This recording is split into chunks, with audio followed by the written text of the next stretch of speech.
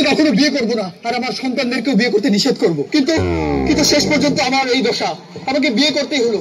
আসলে স্ত্রী কি জিনিস জানেন? স্ত্রী হলো একটা হাতুড়বিহীন সুটকেসের মতো, টানাও কঠিন, ফেলে দিতেও কষ্ট। কি বললে? আপনারা জানেন হাজবেন্ড মানে কি? ওটা এমন এক ধরনের বাদ্যযন্ত্র যার সেটা বেলুন আর খুন্তিতে বাজিয়ে থাকে।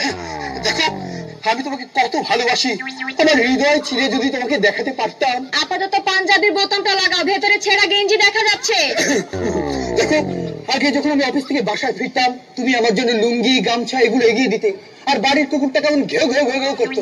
আর এখন সেই কুকুরটাই লুঙ্গি গামছা এগিয়ে দেয়, আর তুমি আমি কি করি? আর তুমি ঘেউ ঘেউ ঘেউ ঘেউ করো। শোনো, তুমিও কিন্তু এরকম করতে। বিয়ের প্রথম প্রথম আমাকে বলতে তোমাকে কত সুইট লাগছে, একদম খেয়ে ফেলতে ইচ্ছে করছে। সেদিন কেন যে খায়া ফেলাইলাম না। তোমার এই খাই খাই স্বভাবের জন্য আমি কত কষ্ট করে রান্না করি, আর আমি কত কষ্ট করে খাই। মানে মানে তোমার তোমার খাবারের স্বাদ গোবরের মতো। তার মানে তুমি গোবরও টেস্ট করে দেখেছো? শোনো, আমি আজকে নিজ হাতে তোমার জন্য রান্না করব, বলো কি খাবে? মুড়ি আর চানাচুর।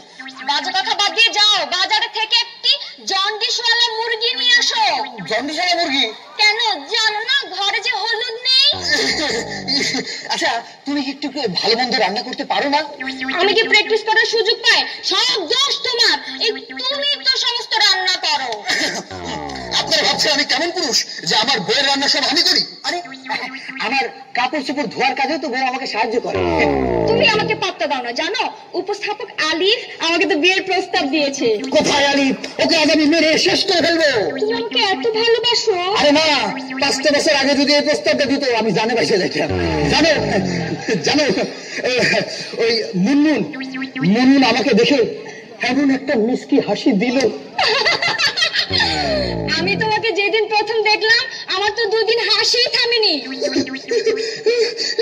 তুমি এতগুলো লোকের সামনে আমাকে অপমান করলে, তোমার সরি বলা উচিত। তুমি সরি বলো, আমি 1 থেকে 3 গুণার মধ্যে তুমি সরি বলবে। 1, 2, 2, 2.5। যদি 3 গুণের মধ্যে আমি সরি না বলি? আমি একজন এমএ পাস ছেলে, আমি 100 পর্যন্ত গুনতে পারি। 4, 5, 6, 7। এই কোথায় চললে? আমি চললাম, আমি বগুড়া গেলাম। আমার জন্য দই নিয়ে এসো। আমি চললাম নাটোর। আমার জন্য কাঁচা গোল্লা নিয়ে এসো। আমি জাহান্নামে গেলাম। ঠিক আছে, ভালো থেকো। আমি মাছ নদীতে গিয়ে ডুবে আত্মহত্যা করবো। মাছ নদীতে ডুবে আত্মহত্যা করবে? সাঁতারই জানে না, যা একটু ধাক্কা দিয়ে আসি। শোনো লক্ষ্মী, তোমার জন্য আমি পান নিয়ে আসছি, ধরো। তুমি আমাকে এত ভালোবাসো, তোমার পান কোথায়? আমি পান ছাড়াই মুখ বন্ধ রাখতে পারি। কি?